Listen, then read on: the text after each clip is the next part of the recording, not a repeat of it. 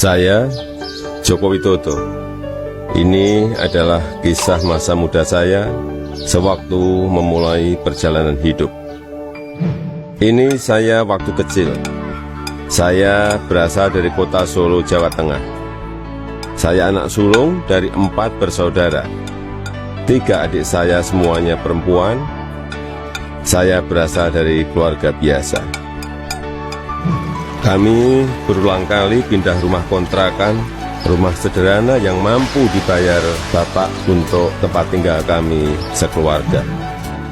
Bapak berjuang untuk hidup kami dengan berjualan bambu dan kayu di pasar. Ibu sangat gigih membantu Bapak. Setelah selesai masak dan membereskan rumah, ia segera pergi ke lapak dagang Bapak untuk membantu mengikat bambu dan kayu. Mereka melakukan itu semua demi anak-anaknya untuk bisa sekolah. Mereka meyakinkan saya bahwa sekolah akan mampu mengubah hidup saya. Perjuangan dan usaha Bapak sangat menginspirasi saya. Usaha Bapak berjalan baik, dagangan makin laku, dan saya tahu Ibu mulai punya uang. Saya pun mulai nakal waktu itu. Saya sering iseng memanggil pedagang makanan apa saja yang lewat dekat rumah. Tukang siomay, tukang bakso, tukang jajanan pasar. Ibu pun terpaksa membayar apapun yang saya pesan. Suatu kali saya asal manggil saja, ada tukang lewat di depan rumah. Saya pikir jual kue pasar, ternyata tukang arang. Ibu muncul sebelum saya sempat berlari. Terpaksa ibu membelinya dan langsung menyodorkan bungkusan berisi arang untuk saya makan sambil berkata, "Ayo makan, habisin ya, kamu kan yang kepengin jajan." Suatu hari, kami kena gusur pemerintah daerah karena daerah rumah kami akan dibangun fasilitas kota. Kami sekeluarga terusir begitu saja tanpa ada perhatian di mana kami akan tinggal. Kejadian ini membuat kami sekeluarga sangat terpukul.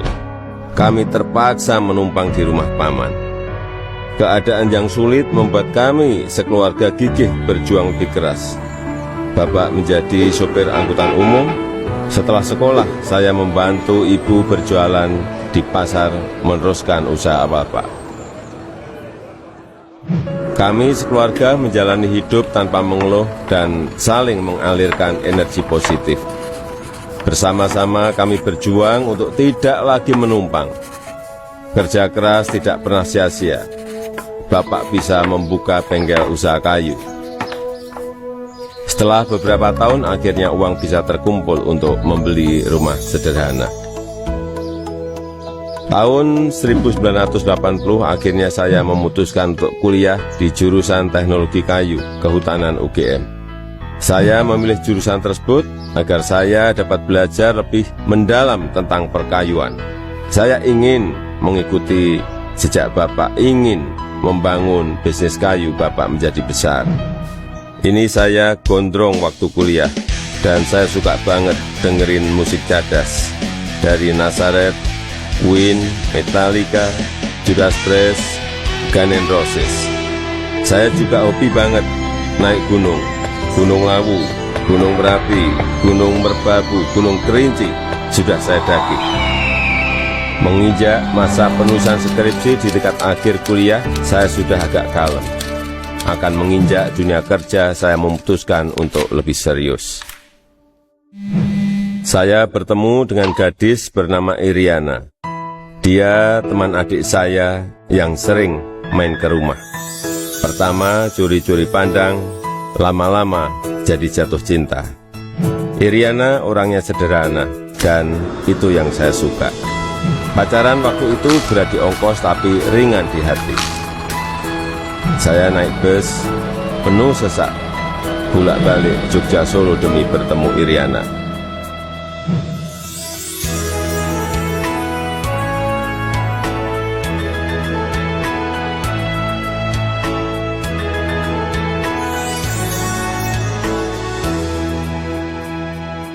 Lulus kuliah tahun 1985, saya melamar ke sebuah perusahaan kertas di Aceh.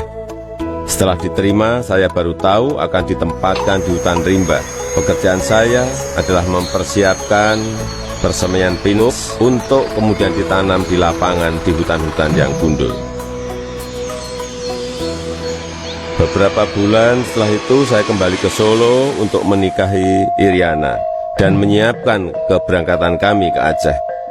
Masa awal pernikahan kami berada di dalam hutan rimba selama 2,5 tahun. Pada tahun kedua, Iriana sudah dalam kondisi hamil dan kita memutuskan untuk melahirkan anak pertama kami di Solo.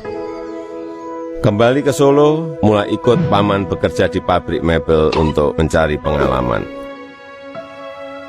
Di sini saya belajar banyak tentang bagaimana menjadi pengusaha yang baik. Semua posisi pernah saya lakoni, di produksi, di pemasaran, semuanya pernah saya alami.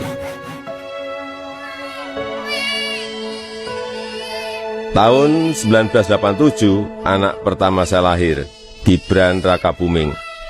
Gibran itu singkatan dari gigih dan berani. Saya ingin putra pertama saya punya semangat hidup, seperti namanya.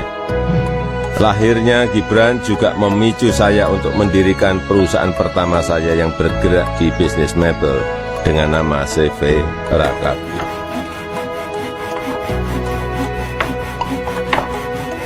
Tapi ternyata menjadi pengusaha bukanlah sesuatu yang mudah.